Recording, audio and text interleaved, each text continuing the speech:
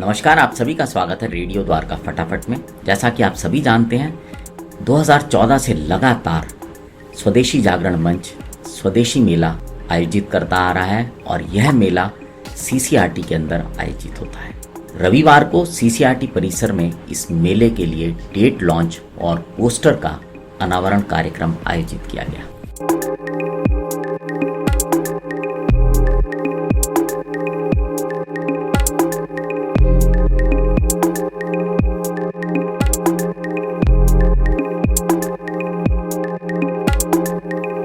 इस कार्यक्रम में मेले के समन्वयक व महरौली जिला भाजपा अध्यक्ष रविंद्र सिंह सोलंकी, डीयू के dean of college professor Balram पाणी, सीसीआरटी के चेयरमैन डॉक्टर विनोद नारायण इंदुरकर सहित अनेक व्यक्ति उपस्थित थे।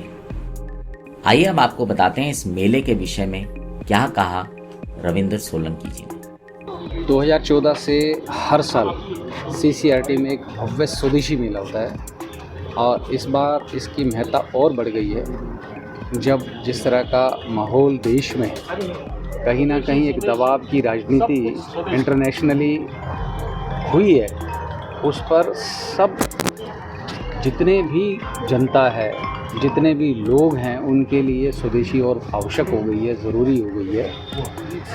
और थीम की जहाँ तक बात करें तो जैसा प्रधानमंत्री जी ने कहा है, सबकी एक ही थीम है, आत्मनिर्भर भारत के लिए स्वदेशी बहुत आवश्यक है, ऐसा प्रधानमंत्री जी ने आह्वान किया।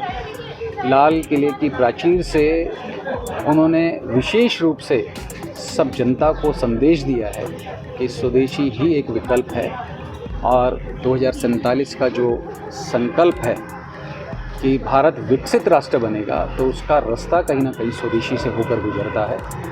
उसी क्रम में स्वदेशी मेला हर वर्ष की भांति सीसीआरटी में 7 अक्टूबर से 13 अक्टूबर तक यहाँ पर रहने वाला है। लगातार लोगों की भागीदारी बहुत बड़ी रहती है यहाँ पर और मुझे निश्चित इस बात का विश्वास है कि इस बार जिस तरह का पूरे देश में माहौल एक बन रहा है, तो इस बार का स्वदेशी मेला मुझे लगता है सबसे एक अलग आयाम छुएगा, एक नए कीर्तिमान स्थापित करेगा। और आपके माध्यम से मैं आपके सब व्यूवर्स को आग्रह करता हूँ, निवेदन करता हूँ कि स्वदेशी मेले में अपने संकल्प को दोहराने के लिए जरूर आएँ। 7 अक्टूबर से 13 अक्टूबर सीसीआरटी रामफल चौक पर स्वदेशी मेला लगने जा रहा है। आइए अब आपको बात कराते हैं सीसीआरटी के चेयरमैन डॉक्टर विनोद नारायण इंदुरकर से। मैं doctor Vinod Narayan Indurkar, chairman CCRT, ministry of culture. हम लोग यहाँ पर इकट्ठा हुए आज स्वदेशी मेला यहाँ पर होने जा रहा है। ये मेला सीसीआरटी में 2014 से शुरू है और इतने सालों के बाद भी यहाँ पर ये सहजता से और बड़े कंसिस्टेंटली ये प्रोग्राम हो रहा है।